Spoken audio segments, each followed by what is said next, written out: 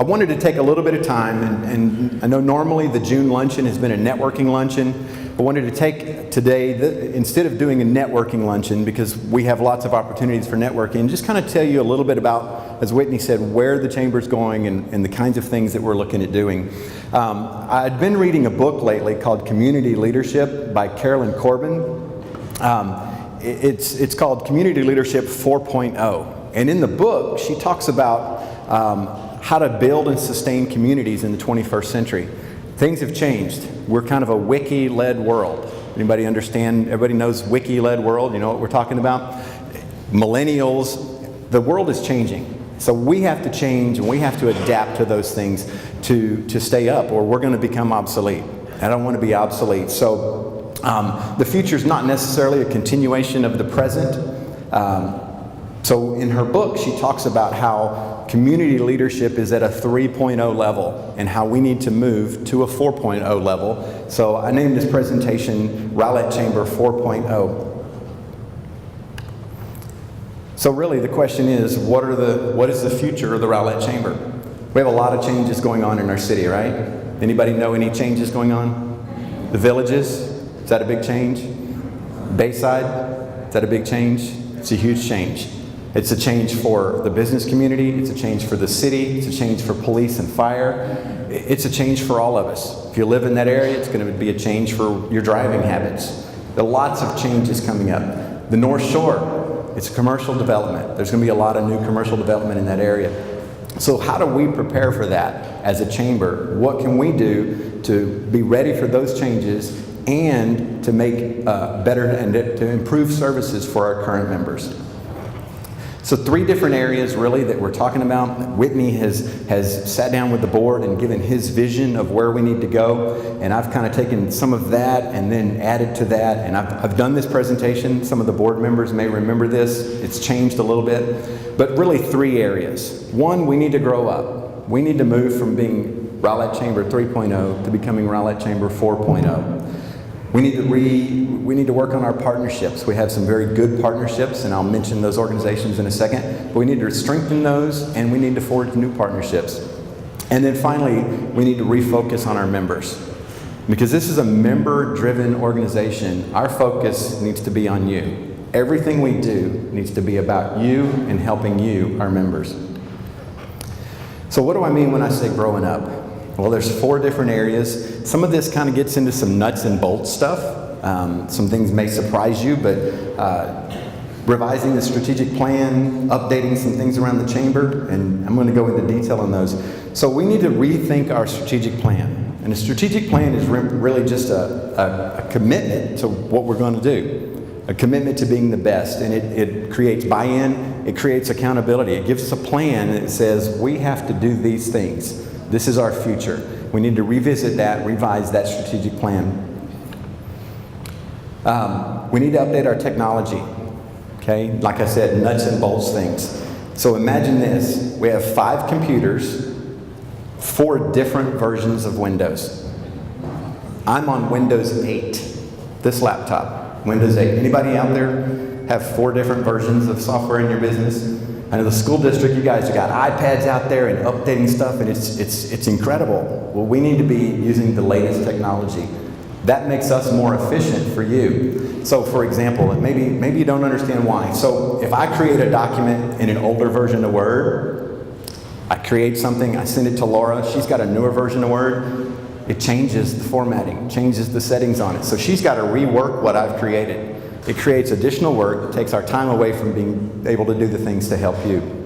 So we're working on that. We have just been able to update even our internet speed. We were operating at 10.1.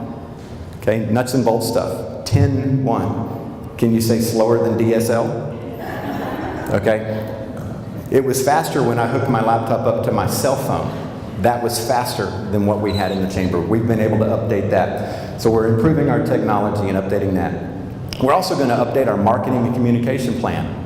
We know when we send emails out, we know what our communication looks like, we know what our social media looks like, but we really don't have a plan for those things. We don't have a defined plan. So we're going to update those and get that in writing so we know exactly what it is we're going to do.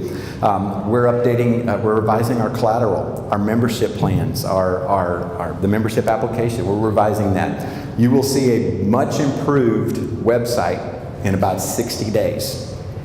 Okay? I mean, have you been to the Chamber website on your cell phones? Don't go.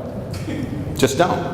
Okay? But you will. In 60 days, it'll be mobile friendly. You'll be able to find the information you're looking for, and you'll be able to find it very readily. And then, at last in this area of growing up, Chamber accreditation. So how many of you work in a field where you have to do some type of accreditation or certification? Okay? Most of you. Okay? I know here in Rowlett, most of our departments, Public Works is being accredited, the fire department's been accredited, the police department's been accredited, the financial department's been accredited and has won awards. Accreditation is simply putting into place best practices, okay? Identifying those best practices, putting those into place, and here's the thing, only the top 3% of chambers in the United States are accredited. The top 3%. Only 150 out of 7,000 chambers are accredited at a 4-star level. So we're going to work on that accreditation. And what it does is, in these 9 categories, it will serve as an audit. So we're going to look at these 9 categories, and we're going to audit those. We're going to put into place best practices so that we're doing the best things we can do to serve you. Then we want to focus on our partners.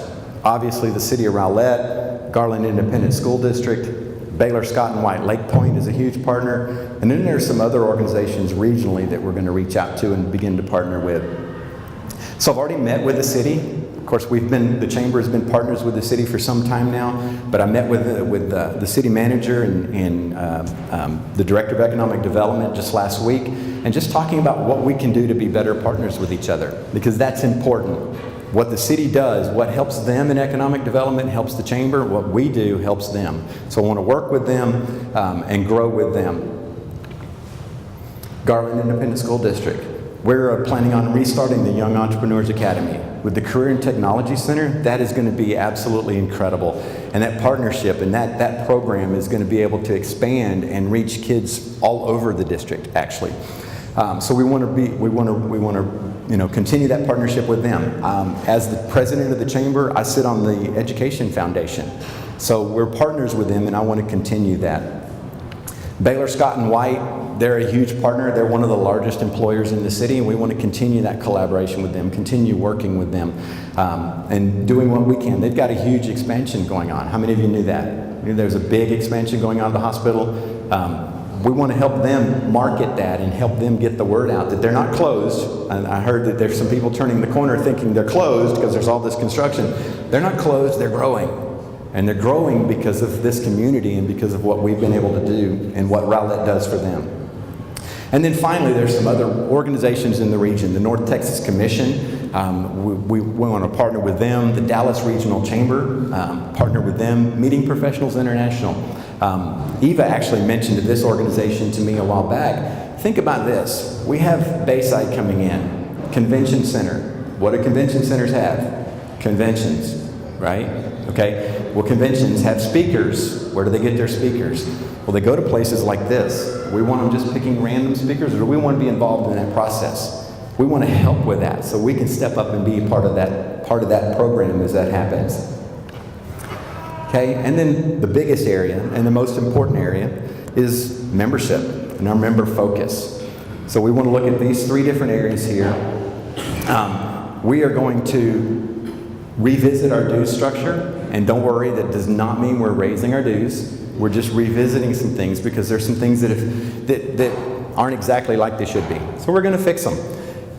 We're going to have a membership drive because, the recession has come and gone. Things are doing better now. We have a lot of new potential members coming in with the Village, with Bayside. We want to reach out to them and pull them into the fold and see what we can do to be a support for them.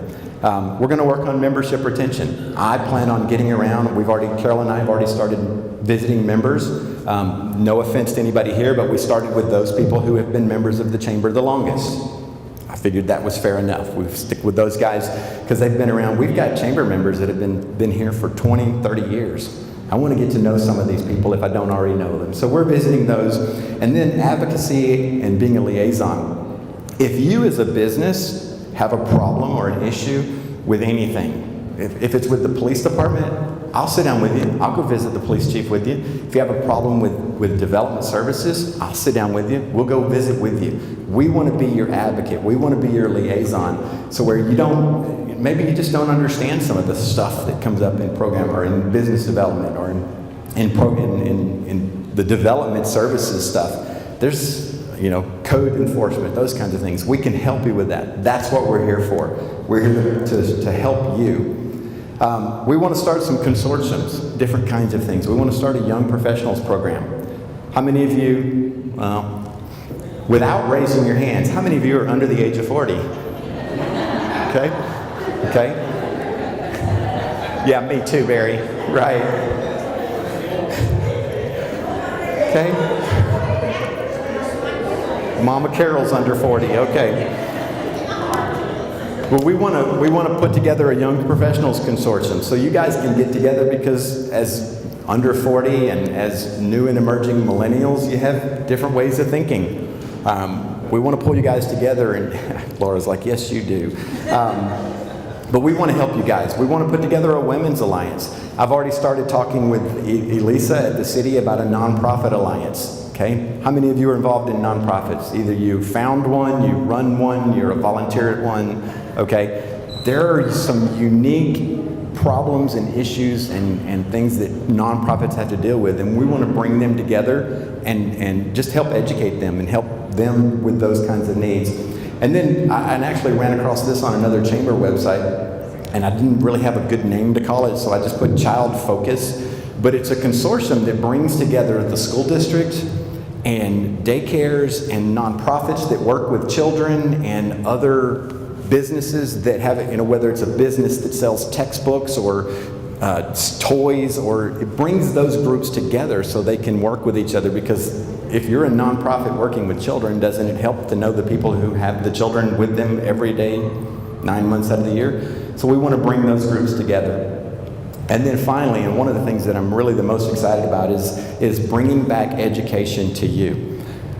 We don't want these luncheons to just be dog and pony shows. We're going to bring in speakers. We're going to have somebody come in and teach you something. And it'll be short, it'll be brief, but it's going to be something that educates you. How many of you got my email earlier this week, last week, from the president's desk? Anybody see that? Okay. A real brief email. I get hundreds of emails every week from different organizations with educational opportunities, from blogs, all about business, small business, growing business, manufacturing. And I want to put some of those, just 2 or 3 things every week or so, in an email, send that out to you. If it's not any good to you, just delete it. If it's good to you, then click on the link. It'll just have a short summary, where it is, what it is, and a link to the website. Just something to help with your business. We've been doing CEO roundtables. I think we do a couple of those a year. I want to make sure we continue doing those, bringing in different people from different businesses. We had a bankers roundtable a couple months ago. That was really interesting, finding out some of the unique challenges that bankers have and some of the issues that they deal with. Bringing back brown bag luncheons. We have constant contact training coming up. When is that, Laura? July 26th, constant contact training coming up. So we want to continue to offer those kinds of things and really just implement programs and engage with our members, because the reality is, as I said at the beginning, the chamber is about you. Without you as members, we don't exist. So again, we don't really want to paint ourselves into a corner. Carolyn Corbin says in her book that the Community Leadership 4.0, the idea that we've always done it this way does not bode well for progress. We want to be a chamber, just like Rowlett, that grows. And we want to move into the future. Well, that's it. My cards are on the table. Please take one. My cell phone number's on there. If I don't answer, text me. I'll be just like your kids. I'll answer your text, but I won't answer your call. I'm kidding. I'm kidding. My kids actually do that, though. Your kids do that? But no, my cell phone's on there. The chamber phone is on there. Reach out to us. Shoot me an email. My email's on my phone. If I don't, if you don't want to call, just send me an email. I'll respond. I want to partner with you. I want to be the first person you call when you have an issue or you have something you need. All right? Thank you.